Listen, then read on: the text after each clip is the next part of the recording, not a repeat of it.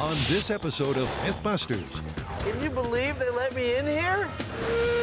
Adam and Jamie go full throttle with speed camera myths. 123. Awesome, man. They're taking it to the limit to see if there's any way to con the camera and avoid getting a ticket. You got a ticket, buddy. Clear.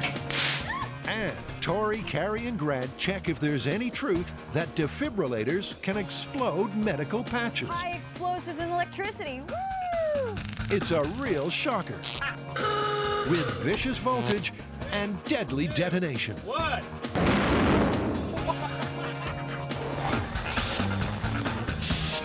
Who are the MythBusters? Adam Savage Danger is my middle name. and Jamie Heineman. Between them, over 30 years special effects experience.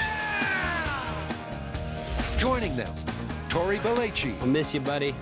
Carrie Byron, Don't try what you're about to see at home. and Grant Imahara. I'm pumping as fast as I can. They don't just tell the myths, they put them to the test.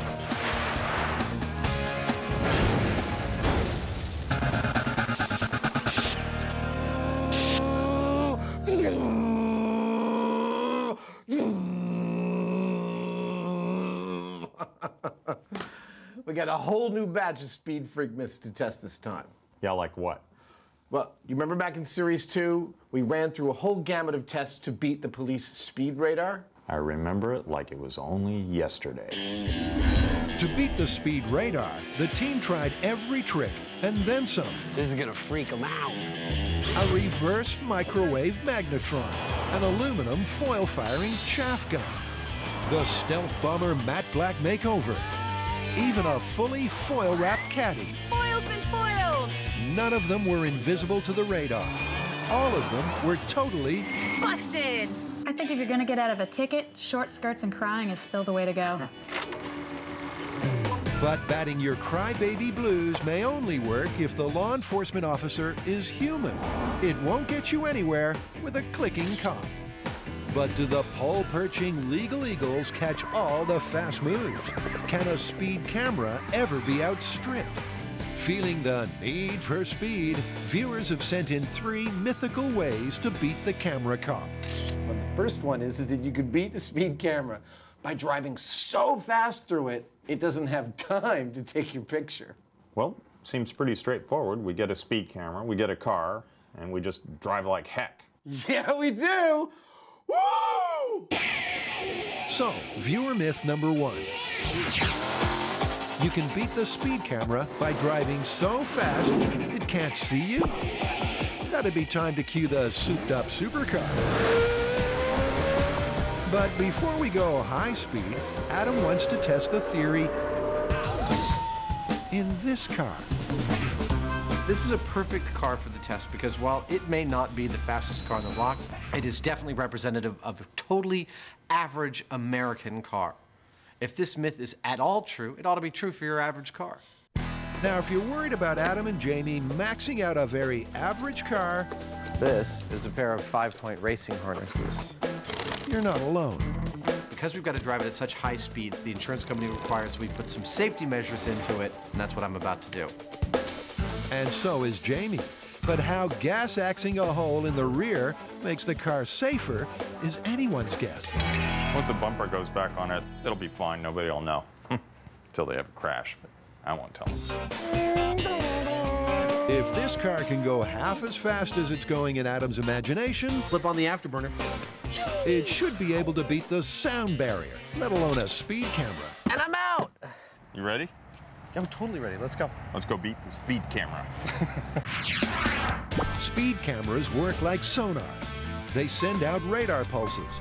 The time it takes for the pulse to come back to the sensor registers the speed of the vehicle. If it's over the limit, a signal's sent to the camera to take a photo. The myth is, if you can drive faster than the pulses, it won't detect your vehicle. We got to beat the speed camera.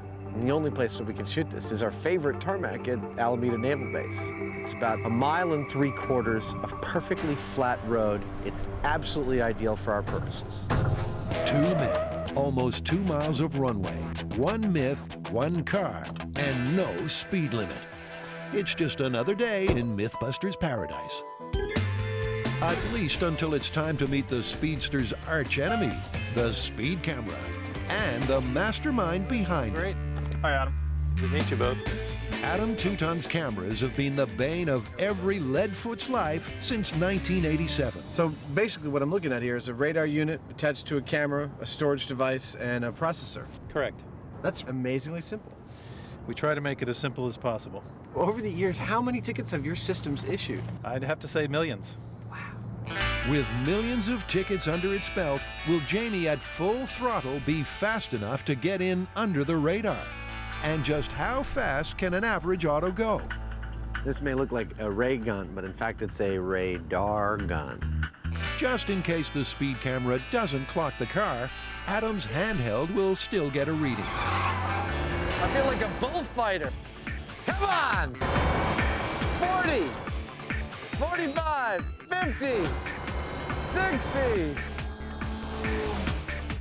60 miles an hour. From a standing start, the average auto speed is, well, average.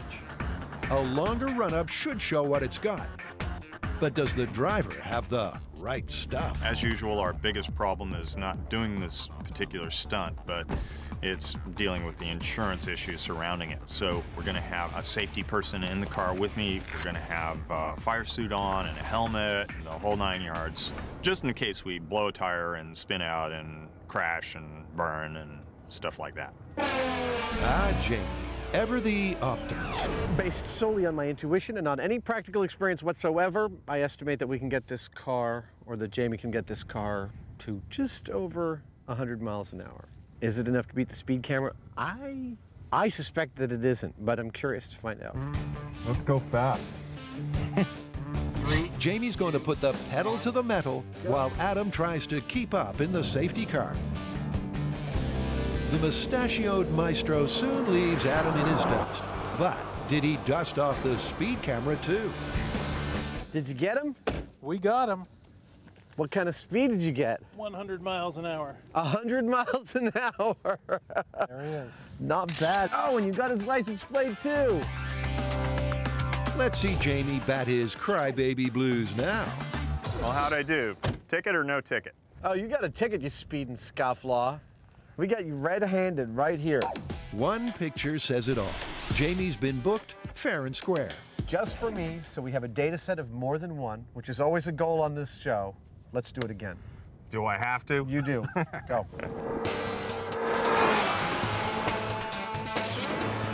How'd I do that time? No faster. It's like there's not a whole lot of options here. It's like flat. I don't know, old man. I mean, maybe you just don't have what it takes. Them's fighting words, partner. Adam's hat seems to have given the dude some John Wayne tood. Well, the ticket tally is 2 runs, both at 100 miles an hour, 2 beautiful photos of Jamie's license plate, and 2 tickets. See if I can push the Phoenix here to its limit. Or has Jamie already met the edge? In 3, 2, and here we go. Adam's competitive streak's been triggered. The gauntlet's down, and so is his foot. Will he beat Jamie and the speed camera? How did I do? You did exactly the same as I did, for some strange reason. 100 miles an hour, and we got your picture. We can't call it on the basis of this test alone. We need more power. We need a different car. We need a real car.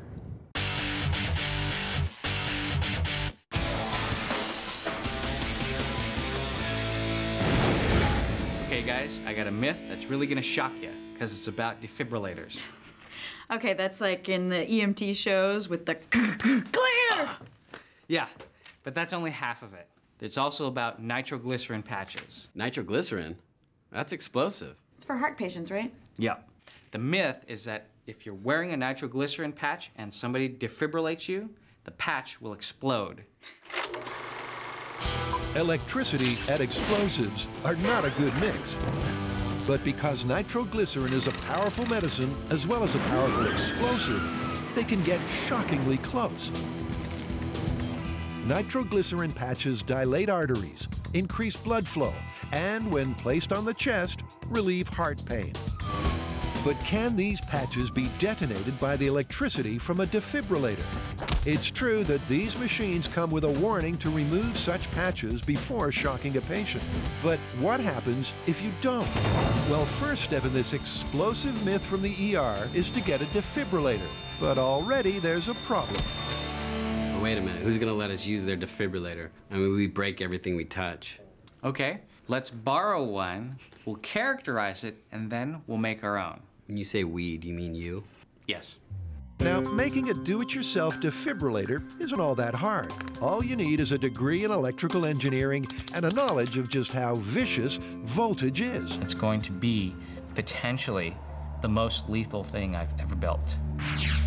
Grant's defibrillator will take AC power and boost it to more than 4,000 volts. The high voltage will then be stored in a capacitor, so that when it's triggered, it can instantly dump a heart-jumping charge into the patient's chest. This thing, if it works, will definitely kill you. We're making Frankenstein's laboratory. While Grant deals with the diodes, Tori and Carrie make the electrical ER safer. We should be safe. With the ER rubbered up and ready, Grant's cooked up a unique pair of defibrillator paddles. Check this out. Like, clear! What's with the serrated edges? Oh, It's a little scary. Well, you know, I mean, normally the heart paddles don't have serrated edges, but this is a homemade defibrillator, so you have to go with what you can get. Once Grant's defibrillator is up and running, the plan is to unleash it on some nitro patches placed on a torso, made of that MythBusters favorite, ballistics gel. Well, that came out easier than I expected. But before all that, the team first needs to see if Grant's gizmo works.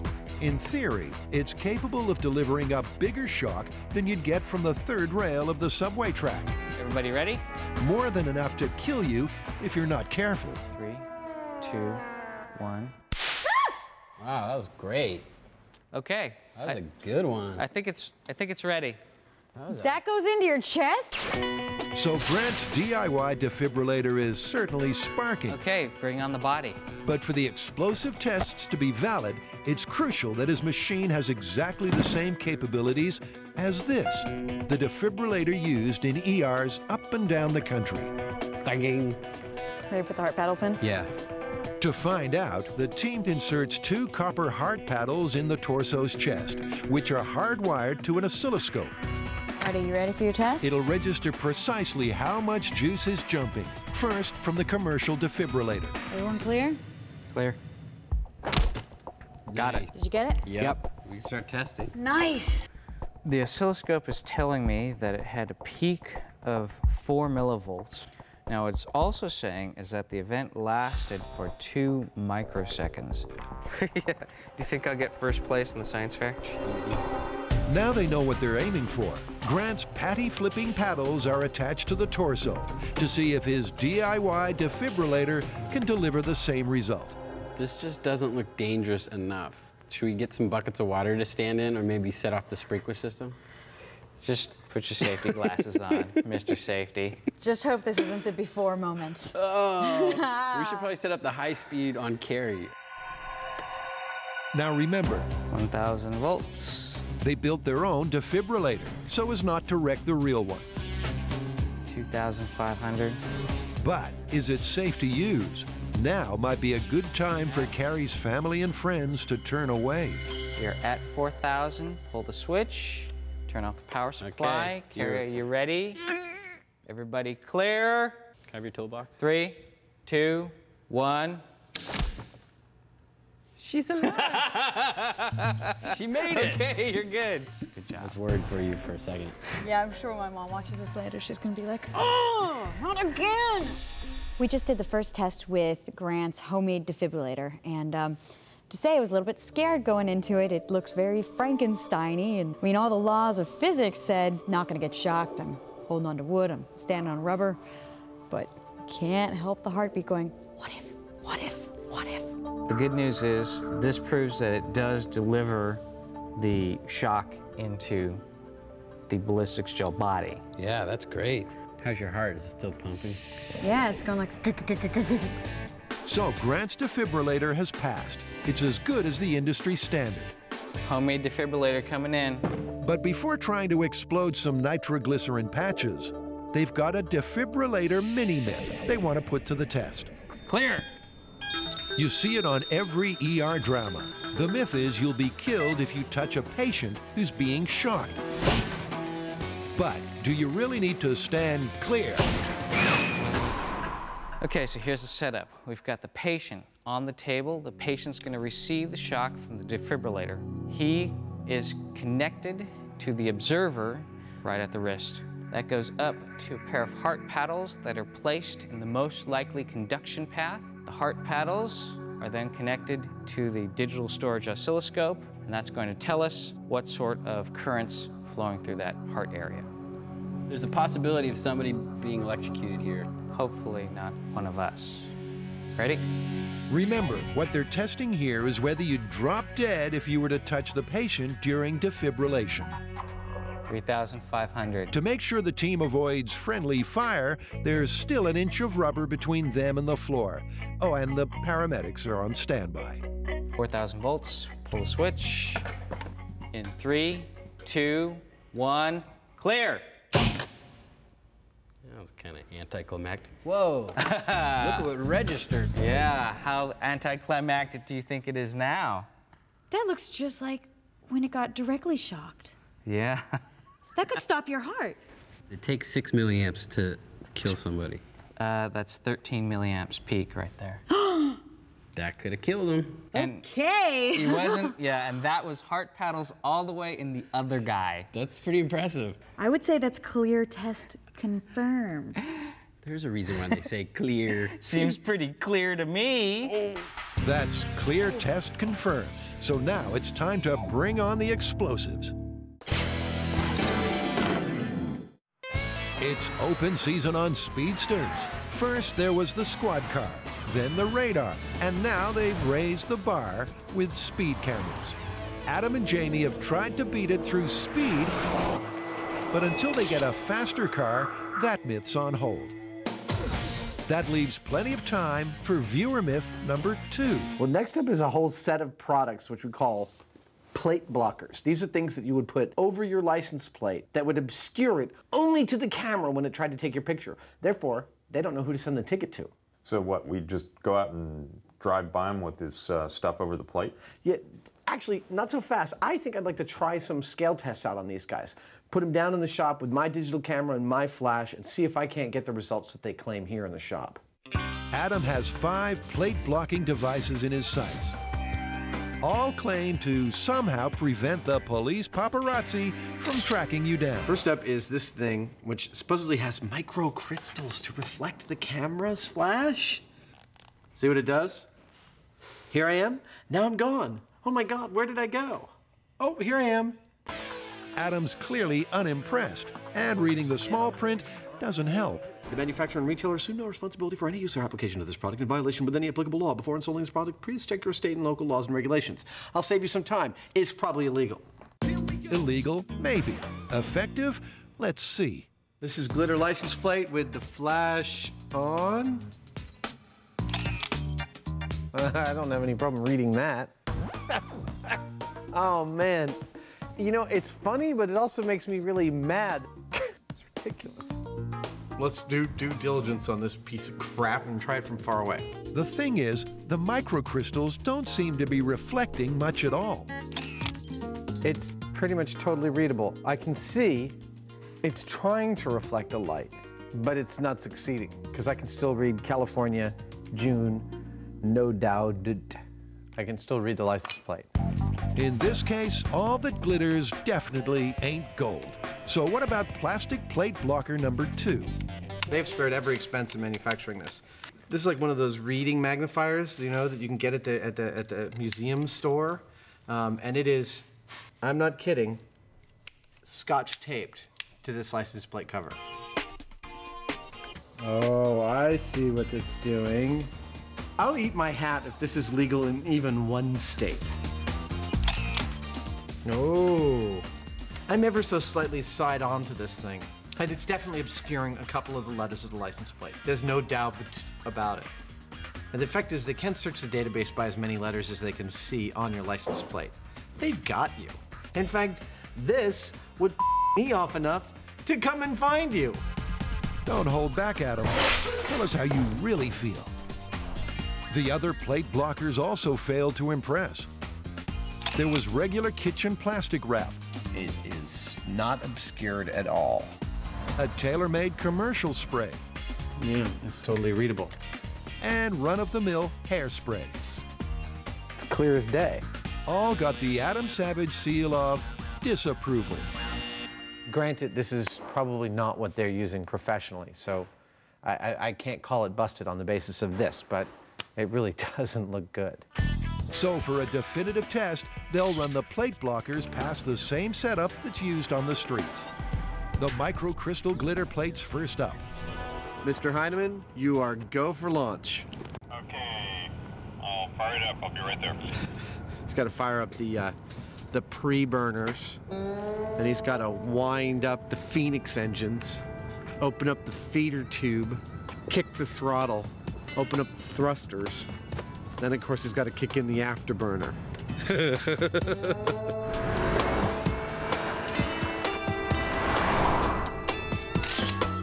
Oh! Traffic Police 1, glitter obfuscation technique 0. Next up is the lenticular obfuscation technique. This lenticular thing did obfuscate the license plate more than anything else, but I still don't have high hopes that it'll beat our speed camera. You got a ticket, buddy. Time to move on to the next one.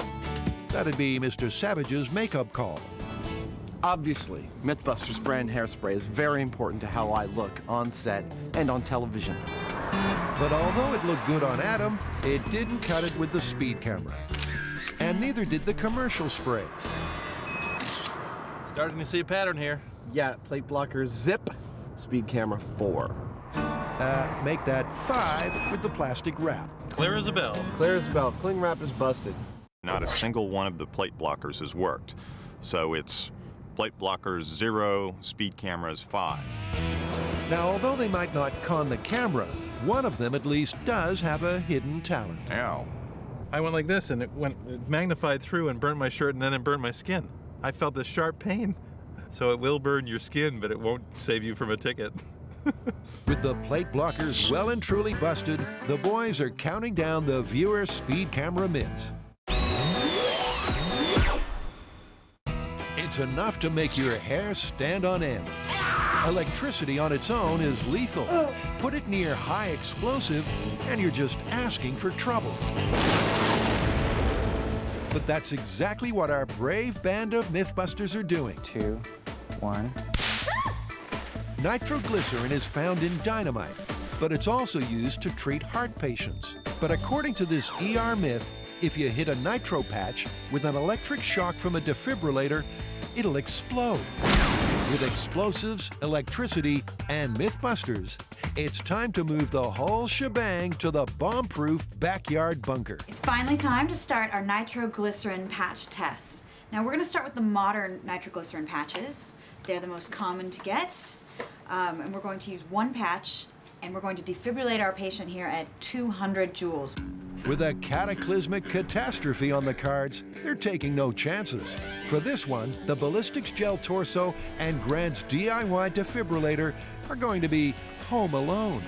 We've taken a few safety precautions so that we can do it remotely. We have our paddles. They are clamped to the body, and then Grant has the remote trigger outside of the bunker. So we'll set it all up, charge it, we'll get out of the bunker, set it off remotely. So if there is an explosion, none of us get killed. Sounds good. The only trouble is it's pouring with rain, and the bunker ain't exactly waterproof. Hey, you guys, we got a little problem here. Little problem! What's going on? It's raining on my neon transformers, so we need to... Is that a problem? Yeah, kind of. You want an umbrella? Oh, geez. Something. That seems really, really, really dangerous. Yeah, it's not entirely safe. In fact, let me unplug this. Okay. Diagnosing the problem was easy. Fixing it, well, that's a different story. If it explodes, it's safer than being in the shop. pools of water, massive amounts of electricity. I don't see a danger in that at all. With the deluge finally diverted, Grant's confident it's safe enough to proceed. Just remember, go to the light. Okay, see it. See you on the other side. In general, yes, water and electricity don't mix, particularly high voltage electricity. But as long as we take the proper precautions, standing on rubber, make sure nothing's wet, we should be fine. Now, if this were a movie, you'd pretty much know something terrible was about to happen. 2,000. But this is MythBusters, 500. factual television, real life. Nitroglycerin patch test. 200 joules in 3, 2, 1. I didn't see any explosions. I didn't see any arcing, anything at all. Nope. Like I said, this is real life, real results. In this case, an awful lot of nothing. We didn't get any explosion at 200 joules. Let's ramp it up to 360. Give it the maximum power. But cranking the power to the max, No explosion, guys. even putting the paddles right on the patch, It arced, it sparked, it didn't ignite.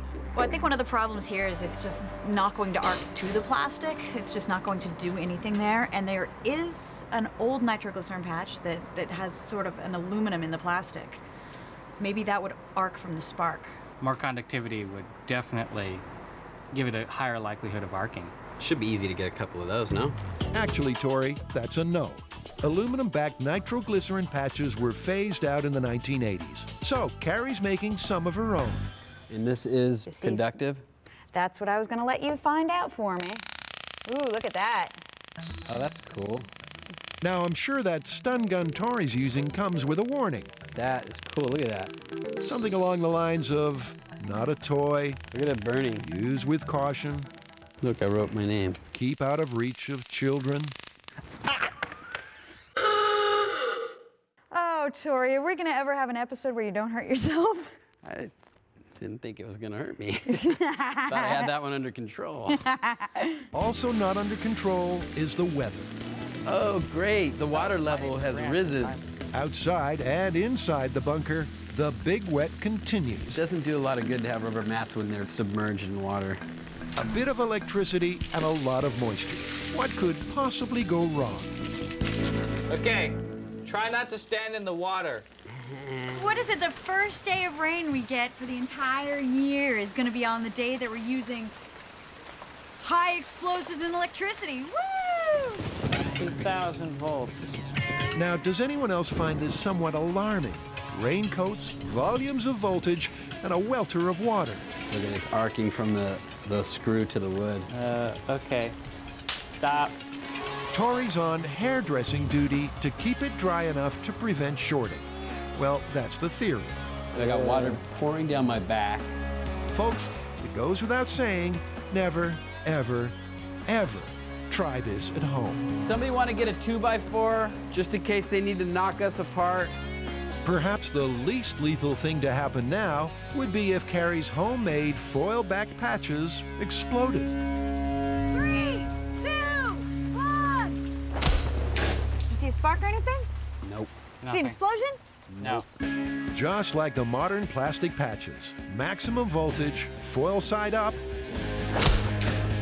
or foil side down, No reaction. even putting the paddles ridiculously close causes no kaboom. It arced right over that patch, and I didn't see an explosion. No explosion. I don't think that the concentration of the nitroglycerin is high enough to actually get any sort of explosion. I mean, that's it. This myth is going down. The myth may be going down, but it's not over yet. Because when it comes to the MythBusters and explosions, no one goes home disappointed. We're gonna blow that nitro patch up. You bet we are, buddy.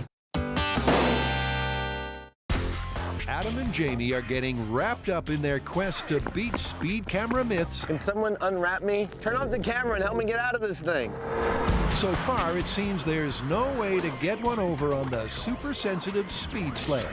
But just how responsive are they? It's time to test viewer myth number 3. You know, I heard once that those speed cameras are so sensitive that they'll pick up a bird flying past them and take a picture of it. You know, I hate to play devil's advocate on this, but I can't see it working. I think a bird is just too tiny to be picked up by the radar. We should get some trained birds and fly them through the path. Okay, and maybe a really fast trained bird. 1, make that 2 really fast birds coming up. There you go. She's got hat hair this morning, but she'll shake it out. Meet female falcons Strager and Falstaff, and their master, falconer James Tigan. People are always asking us how fast they are over the ground. In a dive, the peregrine's been clocked at 240 miles an hour in a dive. They've put G meters on them, and they break G meters at like 18 Gs. With a sales pitch like that, the birds seem more than qualified for the job. But what do they like to drive? The job is to hold on to that knot, and then I'm going to put this in here like this. Wow. Put this into your body. There you go. You don't want to look like a geek. There you go. I am a geek. Oh my God. I gotta say, of all the animals we've worked with on the show, from skunks to goldfish to octopi, this is the coolest. Yeah, they're beautiful, gorgeous animals. I think even Jamie is expressing a little awe. The birds certainly have made Adam and Jamie sit up and take notice, but will the speed camera see them? I don't think the speed camera is going to pick up the bird. My guess is based on the practicality of operating a speed camera. When you get the disc out of the camera and you're looking at all the license plates, you don't want a lot of pretty pictures of birds. Something tells me they designed that out of the system and that they don't pick up birds flying. Well, there's only one sure way to find out. I think what we'll do is we'll send my associate, Kate, downwind. She'll release the bird. I'll call the bird. We'll do a straight downwind run. She'll come right on marks, hopefully. Let's do it. With the speed camera in position and poised to take a picture, Falcon Airways Flight 001 is cleared for takeoff. I'm actually picking her up at about 40 miles an hour. Adam's radar is clocking her at 40, and the camera's preset to go off at just 10 miles an hour. She was going 40 miles an hour. If anything was gonna, if this could pick her up, that was a good speed to pick her up at. And it was right down the throat. It was, it should have got it. How'd we do? Took a picture at 29 miles an hour. But there's a big difference between Adam's radar speed of 40 and the camera's 29. So what exactly did they take a photo of? One thing I'm not sure of, was he swinging the bait? He was. So you might have picked up the bait? I don't know. Well, I mean, there's an easy way to test for that. We could just have him stand farther down, the camera can't see him. Or we could just have him swing the bait with no bird in the picture. Or we could try something really simple like that. Let's do that. Yeah, that'll do. I'm gonna go sit in the trailer now. While Adam eats a slice of humble pie, the others find out if it was the chick that made the camera click. Faster. Faster. But even with the bait in full swing, there's still no camera ka-ching. So it's picking up speeds, but it's not photoing. There's not enough of a signature to give a quality threshold high enough to trigger the camera. But it seems like the bird absolutely did. Stunning. I love being wrong. But just to make really sure, Adam wants one more run to clear up the camera conundrum.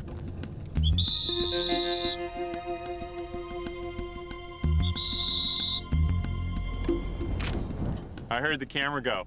I think we got it? Yeah. Awesome! Man, 2 for 2 with animals, no less. Oh, man. Amazing. That's pretty conclusive to me. The speed camera was, in fact, able to pick up a bird. That's good stuff. That would be myth confirmed. Let's give the bird a ticket. At 41 miles an hour, this speedster's just had her first brush with the law. What we think is we're going to put a license plate on her right about here. It's a little bitty one, you know? If you can see me, you're too close, something like that. You did very good, sweetie.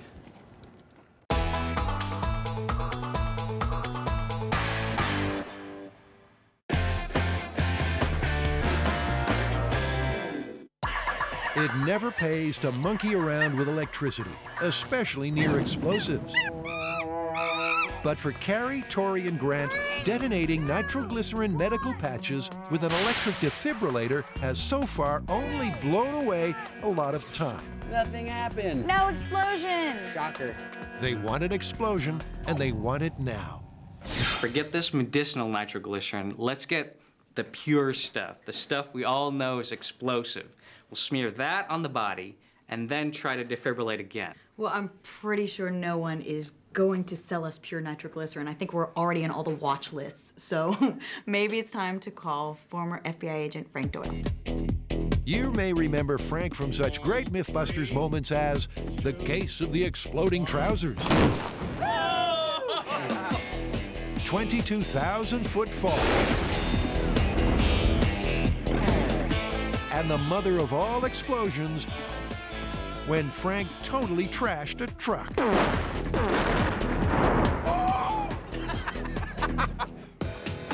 Today, Frank's back to help change the MythBusters script from Mission Impossible to Mission Accomplished. It's cooking juice. Access to nitroglycerin is strictly controlled, and it's highly dangerous to transport. Good stuff, good stuff. So Frank's brought his buddy James Crippen along to refine a premium blend from another explosive that contains a high proportion of nitroglycerin. I think our chances are pretty good. We can probably get it to go bang. Impact's the best way to detonate nitroglycerin. So to see if Frank's batch is up to scratch, the job falls to Grant's automatic hammer. So what we got here is our nitroglycerin impact test. It's our first test of the day just to see if the nitroglycerin is working. We have Grant's robot, and this is hooked up to an airline, which he can trigger from a remote spot. Here's the anvil, our hard surface, nitroglycerin, high-speed camera so we can catch the action, and we can follow the line all the way back to Grant with the trigger. Ready for this?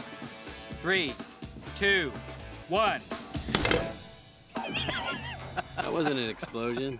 Hey, we got a puff. It did sound like a cap. So did it or didn't it explode? Okay, hit the target. Yeah, smells smoky. Frank's keeping the jury out until he's seen the high speed. Camera's coming down, and... Yep, Oh. that's smoke. Yeah. That's awesome. Nice work, great. Frank. So that's what we were looking for. That Good juice, definitely good juice. So Frank's nitroglycerin sure is explosive, but can it be detonated by an electric spark from a defibrillator? The ballistics gel torso is wheeled into place, and once again, the paddles are placed close enough to spark. You want to put a little drop right at where the two paddles touch? The team has put just a patch-sized drop of the nitroglycerin oil on the torso's chest.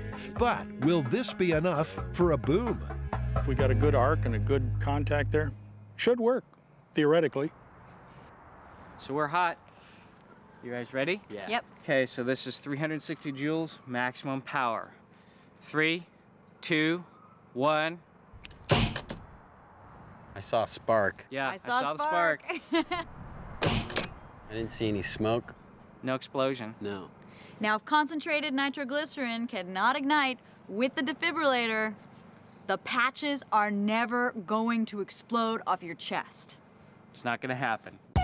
It's just another flash in the pan. If the defibrillator can't detonate this concentrated nitroglycerin, then it'll never detonate a patch.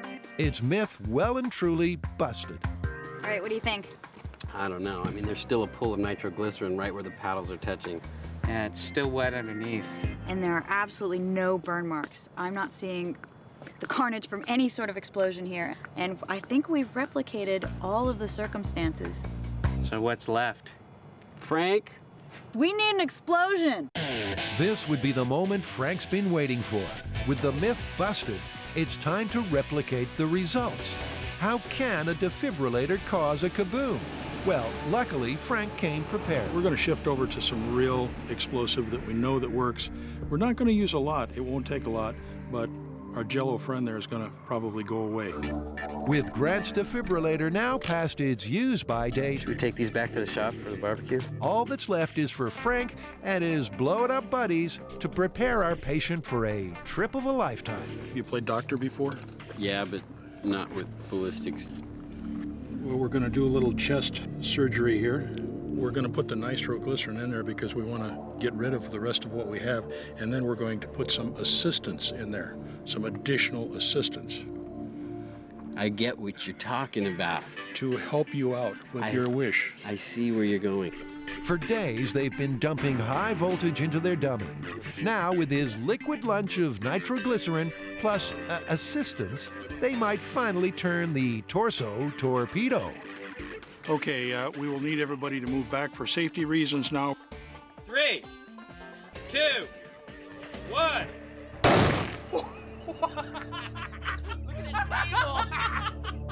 That was awesome. Now that's what I expected from those patches. That's great. That is an explosion. The torso has been terminated, and with flying colors. That is a beautiful thing. He's looking at his belly. That is That's Now- an explosion. That kind of charring is what you expect to see when something explodes. Frank, you did not disappoint us. Thank you. I think we owe you a table, though.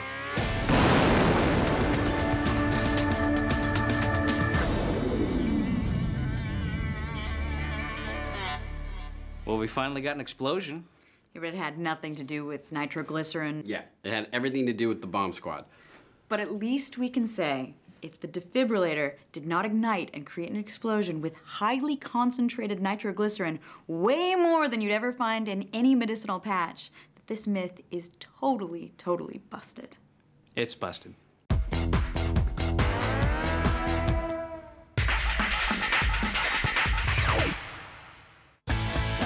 Before the speed camera, those who lived life in the fast lane had the highway patrol to contend with. Nowadays, speedsters find it hard to defy the all-seeing eye. Adam and Jamie have tested all the viewer myths, but there's still one that's not quite done. I got some great news. The researchers have found us a really fast car, so we're going to have a second go at speed. Oh, you mean whether or not the speeding car can beat the speed camera? Exactly. Awesome. You'll never guess what Adam's going to ask next. Can I drive the car? Of course. Yes! In true MythBusters tradition, Adam and Jamie are going to push the edge of the fast envelope in a go-for-broke speed camera, speed car face-off. Come to Infineon Raceway, where I think they have something with a lot more grunt that we can put in front of the speed camera and see if we can beat it. One grunt machine coming up. Yep, believe it or not, somehow Mrs. Savage's little boy Adam has been let loose to pilot a prime piece of auto real estate. What, beat the speed camera? What? Oh, right, that's why we're here. Sure. How we doing? How's it going? Again. But to keep us and the car safe, Chief Driving Instructor Mark will be riding shotgun. You think he can handle driving it? You might be able. We'll give it a shot. Adam hasn't had so much fun since the last full moon. I'm so ready to go. Let's go. I don't know, Adam. Can you believe they let me in here? No. What's the value of this car? 280? 280.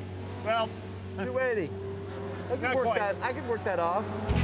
Well, there's the next 65 years of Adam's life taken care of. I don't think it's going to work, even with a really fast car.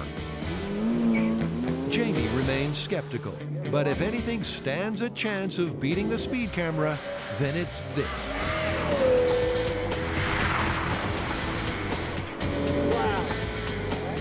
He's a little over 100 miles an hour. That's not much better than your average auto. Is that all you've got, Adam? So what do you say? Ticket or no ticket? Ticket. There's the evidence. So it is. There he goes again. But even with Mark urging him on, 118. it's not enough. 102. He's slowing down by the time he gets here. Adam's running out of road and buttoning off before he gets to the speed camera. Moving it closer to the start line means they can clock him in full flight. It's Adam's last chance. It's do or die. 100. 120. 123. That's Adam's best yet. Unbelievable. But is it enough? Got him. You're going to have to go faster than that to beat the speed camera. Yeah, go. With the score running 3-0 to the speed camera, there's only one option left. Adam has to swallow his pride and hand over the reins to a professional driver. If he can't beat it, it's not gonna get beat. 120.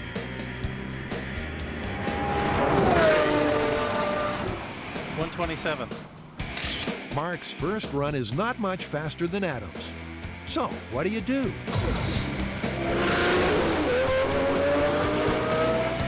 115. He's going faster. 140. 136. We got a ticket. Even with a professional propelling it to maximum momentum, 130, 440. it's still not enough to beat the speed camera. I don't know. The speed camera, it's like works on the speed of light, so the car doesn't. The car goes like maybe 200 miles an hour tops. I don't think we're gonna beat it. All that's left to do now is to gently break Adam's heart. What was our top speed? The top speed I got was about 140 miles an hour. That was when Mark was driving? Yeah. What was my top speed? About 120. Maybe 123, I forget. Well, that settles it, man. If we couldn't beat it with this thing, there's no way you can beat the speed camera, no matter how fast you're going. I mean, you're like under Mach 1. Yep. I guess it's busted. Our work here is done. Let's go. Hey, not so fast. I got a little something. A little something, something. Really? Yeah. Something, something? There's a lot of secret squirrel going on here. If I know one thing about Jamie, it's he's going outside the box and probably cheating. What you got here is a little bit more of a straightforward, no nonsense, no chemicals, no plastic wrap, just basic physics to beat the speed camera. Get in your car and show me what you got, cheater. Okay, we all set? The plate blockers failed. The very average auto failed. Red raw speed failed. In a sea of failure, what can Jamie possibly do to succeed?